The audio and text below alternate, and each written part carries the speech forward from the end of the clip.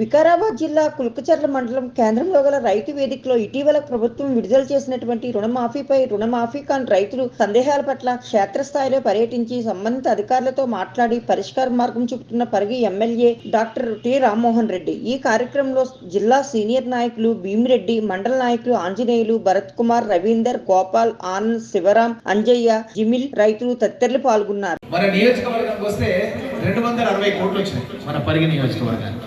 ఇది కూడా పాత స్కేల్ ఆఫ్ ఫైనాన్స్ ప్రకారం వచ్చింది. ఇప్పుడు స్కేల్ ఆఫ్ ఫైనాన్స్ లో పెరిగింది. మనం గతంలో 30 ఉంటే ఇప్పుడు 45,000 మన నోడల్ ఆఫీసర్ గారు చెప్పారు మన కలెక్టర్. సో ఇప్పుడు మనం ఏంటంటే ఇంకా వాళ్ళకు రుణమాఫీ చేయడం ఒకేదైతే చేసి మళ్ళీ రీలోనింగ్ చేయాలి. మళ్ళీ ఇమీడియట్లీ వాళ్ళకు మళ్ళీ అప్పు ఇవ్వాలి.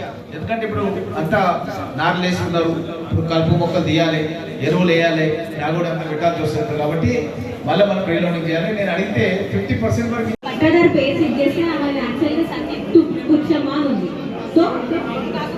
బ్యాంక్ లో ఏమొస్తుంది అంటే గొల్ల పుచ్చమా అని వస్తుంది. సో దానికి మాకు స్టేటస్ ఏం కనిపిస్తుంది అంటే ఆధార్ లోని పేరు మరియు రుణపత్రంలోని పేరు వేరుగా ఉన్నది అని కనిపిస్తుంది. సో ఈ రీజన్ బేస్ చేసుకొని మనకు వాళ్ళకి రుణమాఫీ ఆగిపోయింది. సో సర్టెన్ డిఫరెన్స్ ఉంది. సో సర్టెన్ డిఫరెన్స్ ఏమవుతుంది, మేము ఏం చెప్తున్నామంటే ఇది బ్యాంక్ యాజ్ పర్ ఆధార్ మాత్రం మార్చలేము, అసలు ఆధార్ని మార్చలేము. ఎందుకంటే ఆధార్ అన్నిటికీ లింక్ అయి ఉంటుంది కాబట్టి. సో మనకి వాళ్ళ సర్టెన్ డిఫరెన్స్ ఉంది. మీరు బ్యాంక్ వెళ్ళి బ్యాంక్లో ఆధార్ వాళ్ళ సర్టెన్ మార్చండి అని చెప్తున్నాం మేము. బట్ వాళ్ళు ఫార్మర్స్ ఏం చెప్తున్నారు అంటే అవన్నీ చేంజ్ చేయడం జరుగుతుందో మీరు ఆధారే మార్చేసుకోండి అని అంటున్నారంట. సో అది కొంచెం బ్యాంక్లో అయ్యే ఇష్యూ కదా సార్. కొంతమంది చేంజ్ చేస్తున్నారు.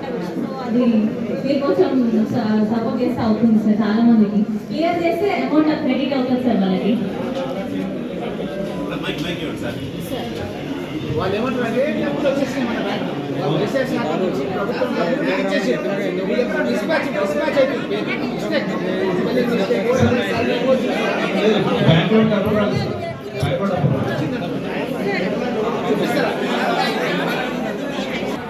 వ్యవసాయ శాఖ అధికారులు ఏం చెప్తున్నారంటే వాళ్ళు ప్రభుత్వం నుంచి డబ్బులు బ్యాంకుకు వచ్చినాయి, పేర్లలో మా దగ్గర పేద ప్రజలు చదువు రాకను, వాళ్ళు పూరా 30 ఉంటాను, వాళ్ళ బంధువులు ఫామ్ ఫిల్అప్ చేశారు, ఇంటి పేరు మర్చిపోతాం.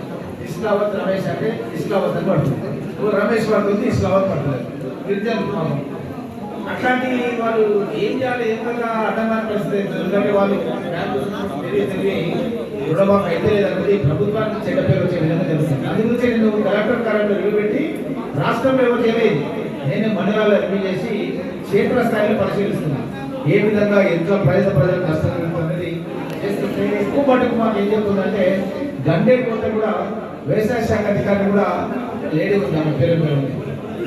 ఆమె కూడా ఇదే చెప్తుందంటే బ్యాంకర్స్ దగ్గర డబ్బులు వచ్చి ఉన్నాయి సార్, వాళ్ళ దగ్గర మిస్టేక్స్ ఏంటంటే పేర్లు అంటే నేను తప్పుపడడం. మెయిన్ ఉదాహరణకు నా పేరు తమ్మన్న గారి రామ్మోహన్ రెడ్డి, కొంతమంది టీ రామ్మోహన్ రెడ్డి రాస్తారు, నా శాంక్షన్ టీ రామ్మోహన్ రెడ్డి రావచ్చు, నా ఇంకా వేరే రికార్డులలో తమ్మన్న గారు రామ్మోహన్ రెడ్డి, ఇంకేమో లేటెస్ట్ పోతే డాక్టర్ రామ్మోహన్ రెడ్డి రావచ్చు.